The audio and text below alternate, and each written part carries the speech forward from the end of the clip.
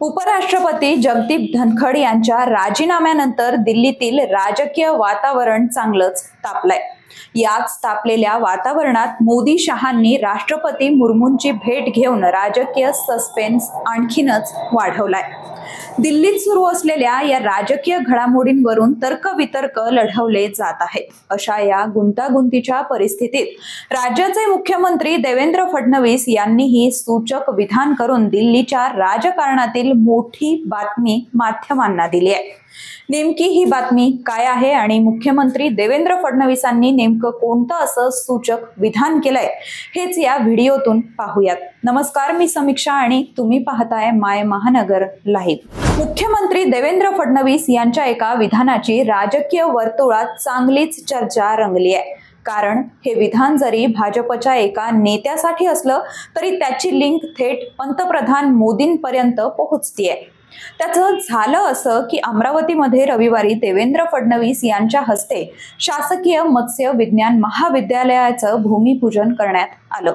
मोर्शी इथं हे महाविद्यालय उभारण्यात येणार आहे। या महाविद्यालयासाठी खासदार डॉक्टर अनिल बोंडे यांनी विशेष मेहनत घेतली आहे। रविवारीच अनिल बोंडे यांचा वाढदिवसही होता। त्याचं औचित्य साधत देवेंद्र फडणवीस यांनी त्यांना जाहीरपणे शुभेच्छा दिल्या आहेत। त्यावेळी देवेंद्र फडणवीस नेमकं काय म्हणालेत तुम्हीच पहा। खरं म्हणजे लोक आपलं वय सांगत नाहीत, पण त्यांनी सांगितलं की मी 65 वर्षाचा झालो, पण काळजी करण्याचं कारण नाहीये। बोंडे साहेब, आपल्याकडे 75 वर्षापर्यंत नेता राहता येतं आणि 75 वर्षाच्या आधी तुम्ही कुठल्या पदावर असाल तर ते पद पूर्ण करता येतं, म्हणजे 80व्या वर्षापर्यंत राहता येतं। त्यामुळे तुम्ही अजून भरपूर काळ राजकारणामध्ये काम करणार आहात। फडणवीसांच्या याच विधानावरून 75च्या जवळ असणारे पंतप्रधान मोदीही आपला कार्यकाळ पूर्ण करतील असा अंदाज आता लावला जातोय। नरेंद्र मोदी हे पुढील महिन्यात 17 सप्टेंबर रोजी 75 वर्षांचे होत आहेत। त्यामुळं भाजपच्या अलिखित नियमानुसार ते आपला कार्यकाळ पूर्ण करू शकतील का असा सवाल राजकीय वर्तुळातून उपस्थित केला जातोय। कारण 2016 मध्ये भाजपनं वयाची 75 ओलांडल्यावर निवडणुकीचं तिकीट दिलं जाणार नाही अशी भूमिका घेतली होती।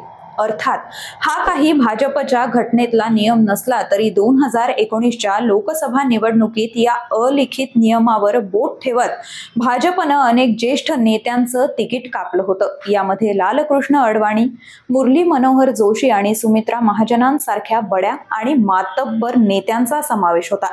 त्यावेळी भाजपनं घेतलेल्या या भूमिकेचं मोठं कौतुक केलं जात होतं। पण हाच नियम 75च्या उंबरठ्यावर असणाऱ्या मोदींना लागू होणार का असा सवाल आता उपस्थित होतोय।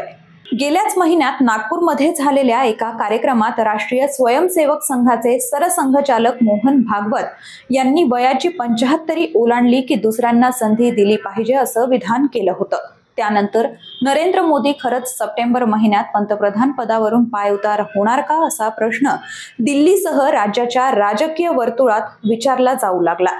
शिवसेना ठाकरे गटाचे खासदार संजय राऊत हे देखील पत्रकार परिषदांमधून सातत्यानं 2025च्या सप्टेंबर महिन्यात दिल्लीमध्ये मोठ्या घडामोडी घडणार असल्याचे संकेत देत आहेत। अशातच देवेंद्र फडणवीसांनी केलेल्या विधानामुळे मोदी हे 2019 पर्यंत आपला कार्यकाळ पूर्ण करतील असं दिसून येत आहे। फडणवीसांनी केलेल्या विधानानुसार मोदी हे देशाच्या सर्वोच्च पदावर आहेत। ते 75च्या आधीच या पदावर आलेले आहेत। त्यामुळे ते आपला कार्यकाळ पूर्ण करतील हे जवळपास निश्चित आहे।